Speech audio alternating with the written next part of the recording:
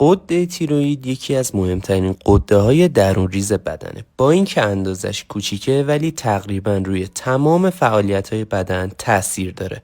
تیروئید به شکل پروانه‌ای جلوی گردن قرار گرفته و 2 هورمون حیاتی ترشح میکنه، T3 و T4.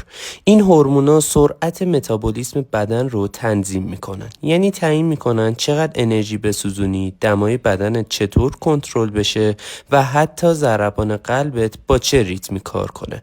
اما تیروئید خودش تصمیم گیرنده نیست. فرمان اصلی از مغزه، از طریق غده هیپوفیز که هورمون TSH رو ترشح میکنه. وقتی TSH بالا میره یعنی تیروئید کمکاره و وقتی پایین میاد یعنی بیش فعاله. در کمکاری تیروئید متابولیسم کند میشه، احساس خستگی، افزایش وزن، ریزش مو و حتی افسردگی ظاهر میشه. ولی در پرکاری تیروئید بدن بیش از حد فعاله. تپش قلب، بیخوابی، اضطراب و کاهش وزن از علائمشه. تعادل بین T4, T3 و TSH یعنی بدن در حالت نرماله. هر اختلال کوچیکی توی این محور میتونه روی کل بدن اثر بذاره.